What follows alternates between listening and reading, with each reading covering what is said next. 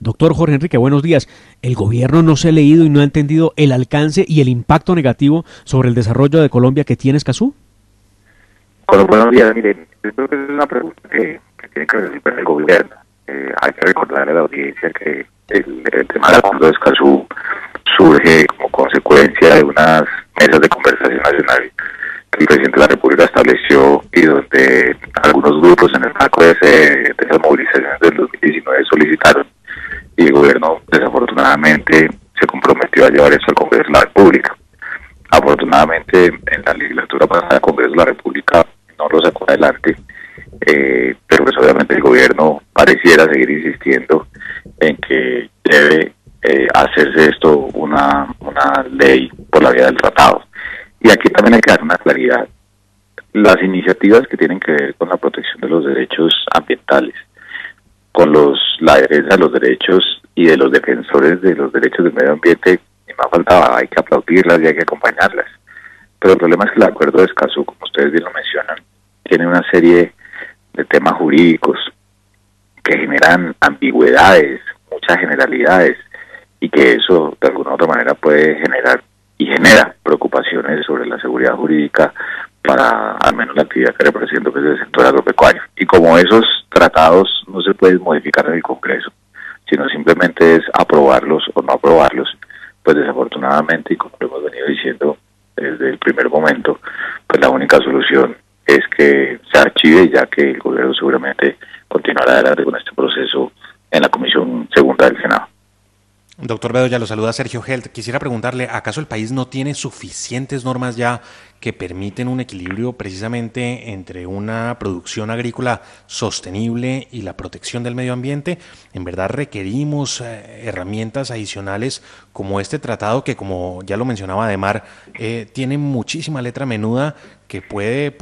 desbalancear precisamente la productividad en aras de una defensa del medio ambiente que obviamente resulta razonable, pero quizá no sea el camino en la medida en que tenemos suficientes normas en el país? ¿Me equivoco con esta apreciación? ¿No estamos construyendo un sistema legislativo o normativo demasiado robusto para lo que se requiere y para lo que ya hay en el país? Para nada, no se equivoca. Por el contrario, en la comunicación que nosotros le enviamos en su momento al presidente de la Comisión Segunda, ahora presidente del Congreso, así como se le enviamos al presidente de la República, resaltamos que nuestro país tiene un avance normativo importante relacionado con el acceso a la información ambiental y pública, a la participación ciudadana en la toma de decisiones, y esto viene desde la misma protección constitucional de esos derechos y, como usted lo menciona, el desarrollo legislativo. Miren, para su audiencia, la Ley 21 de 1991, donde se aprobó el Convenio 169 sobre pueblos indígenas y tribales en países independientes, la Ley 70 del 93, la Ley de Comunidades Negras, la 99 del 93, donde se creó el Ministerio del Medio Ambiente y se le ordena al sector público la gestión y conservación del medio ambiente y los recursos naturales, y se organiza el Sistema Nacional Ambiental, la 388-97, Ordenamiento del Territorio, la 1755 del 2015, los derechos fundamentales de petición, y la ley, le puedo mencionar, la Ley de Transparencia y de Derecho a Acceso a la Información Pública Nacional en el 2014, en el 2015, la promoción y protección de derechos a la participación democrática, y así hay muchas más. Y lo otro es que más bien el gobierno debería dedicarse a hacer cumplir esas leyes, y segundo, a fortalecer las instituciones que tienen esos retos tan grandes de cumplir ese gran acervo normativo. Porque en nuestro país, desafortunadamente, y eso no es un problema de ese gobierno, eso ha sido histórico, nos llenamos de leyes y decretos, pero la capacidad de ejecución de las instituciones es muy limitada. Entonces, en nuestro concepto creemos que es mucho más pertinente dedicarse a ejecutar y a garantizar que las instituciones tienen los recursos necesarios para poder llevar a cabo lo que ya el gran compendio normativo del país le da, y no ponernos en este tema que, como lo hemos hablado, pues genera serias complicaciones para el futuro de las inversiones y también de la tranquilidad en materia de las ambigüedades que tiene el acuerdo de Escazú. Es que el acuerdo de Escazú, doctor Bedoya, y usted lo ha planteado en algunas audiencias públicas en el Congreso de la República, que fue firmado en 2018 por 22 países de la región, tiene como propósito garantizar el derecho de todas las personas a tener acceso a la información de manera oportuna y adecuada. Lo que ya existe en Colombia, y usted lo acaba de reseñar en algunas de las normas, inclusive la ley de transparencia es absolutamente clara con ello. La 1755 con el derecho de petición también lo es. Pero el problema de Escazú estaría en esa letra menuda que hemos dicho causa ambigüedad en algunos de sus artículos, que obviamente al ser un tratado internacional prevalece sobre la legislación interna y que causa confusiones jurídicas, pero además sometiendo a Colombia a tribunales internacionales por asuntos que sean demandados por ONGs o personas particulares que crean violados sus derechos. Un acuerdo que uno creía era un acuerdo ambiental, para proteger lo ambiental, termina siendo un acuerdo de derechos humanos. Ahí la primera gran confusión. Pero quisiera pedirle a usted, doctor Bedoya, que le dijera a nuestros oyentes puntualmente 1, 2 o 3 asuntos en los que en la materialidad, en la posibilidad del diario vivir pudiera afectar a Escazú. ¿De qué manera? Para que todos los oyentes lo puedan entender. Porque jurídicamente lo entendemos. Pero bueno, la persona de pie que de pronto dice, bueno, yo no entiendo el derecho, pero díganme ustedes, ¿cómo me afecta a mi Escazú? Pues mire, una cosa como la que está contemplada en el artículo 7º del acuerdo, que trata de la participación pública en los procesos de toma de decisiones ambientales. Y permítame, le leo 2 numerales porque francamente es muy cortico. El primero dice, cada parte deberá asegurar el derecho de participación del público y para ello se compromete a implementar una participación abierta e inclusiva en los procesos de toma de decisiones ambientales sobre la base de los marcos normativos internos e internacionales. Eso está bien, pero mire lo que dice el segundo. Cada parte garantizará mecanismos de participación del público en los procesos de toma de decisiones. Bien, revisiones, reexaminaciones o actualizaciones relativas a proyectos y actividades, así como en otros procesos que tengan o puedan tener impactos significativos sobre el medio ambiente. Y ahí es donde empiezan esas preocupaciones. Dígame usted, ¿por qué es y qué es una reexaminación? ¿Quién define qué es un impacto significativo? Y ahí es donde al ciudadano a pie, al productor agropecuario o a cualquier persona, entra usted en un proceso donde le dicen, hombre, vamos a hacer una reexaminación, a mirar un impacto significativo y eso qué unidad de medida tiene. Y así hay otros ejemplos en los artículos que tiene este acuerdo, que desafortunadamente, a la luz de los jurídicos, puede llegar a generar impactos negativos o no deseados o incertidumbres, que es lo más importante en este tema, a los agentes que van a hacer inversiones para generar empleo, al menos en el sector que yo represento. De tal manera que ahí es donde uno dice, lo ideal sería ajustar ese lenguaje para que fuera preciso, para que no tuviera esas generalidades, pero pues como lo hemos ya mencionado, pues desafortunadamente estos son temas de aprobar o no aprobar, y por supuesto eso nos lleva a concluir que nos parece desde la SAC, así como también desde otros temas de la producción, que lo mejor es que Colombia se dedique a cumplir el acervo normativo que ya tiene y a fortalecer las instituciones para garantizar la protección de los derechos ambientales y obviamente de los defensores de los temas medioambientales en nuestro país. Y es que, en efecto, doctor Bedoya, es un acuerdo que está lleno de ambigüedades, como se desprende precisamente del texto que usted nos leía, y que, a propósito, después de una coma, agrega ese texto, incluyendo cuando puedan afectar la salud. Me pregunto yo si esas reexaminaciones y demás, y en lo que tiene que ver con esa mención de cuando puedan afectar la salud, no buscará algo que algunos países ya han buscado, y es la prohibición, por ejemplo, de herbicidas como el glifosato para cultivos lícitos. En este momento pues tenemos a Colombia con la prohibición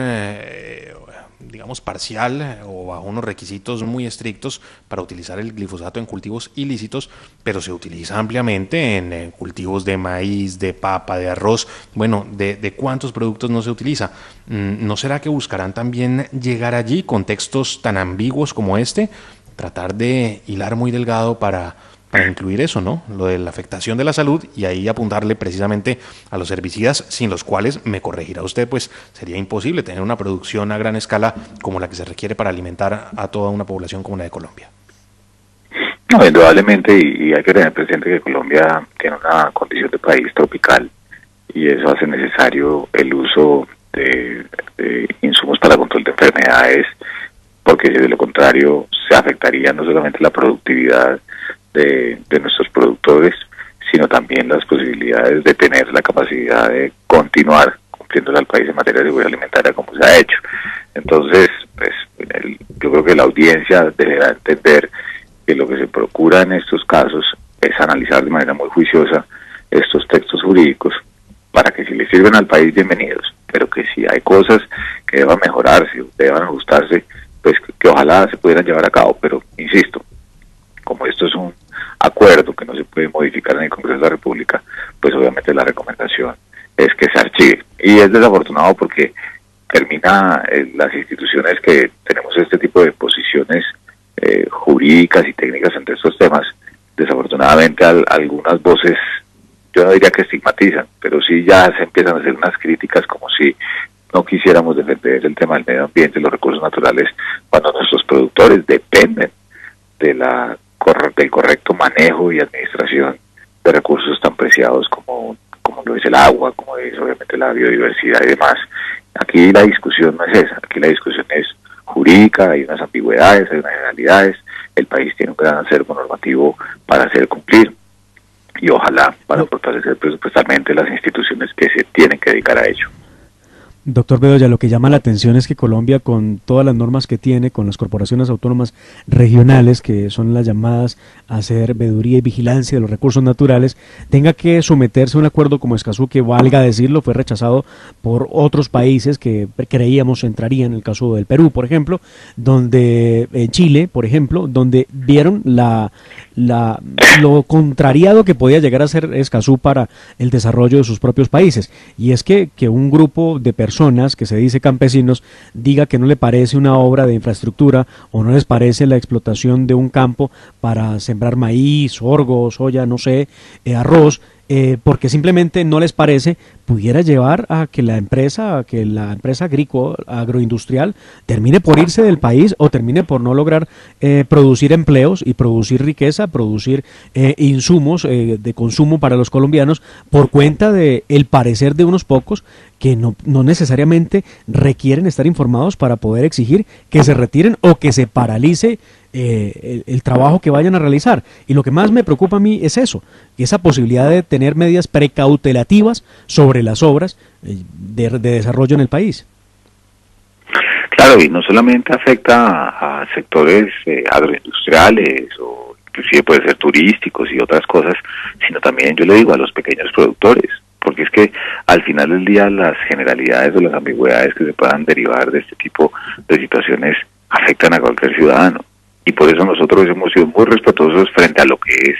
a lo que son las consideraciones en materia jurídica para los temas ambientales, pero también en las consecuencias que esto podría generar o derivar en materia de ahuyentar desarrollos productivos de cualquier tamaño, no es solamente de la parte agroindustrial.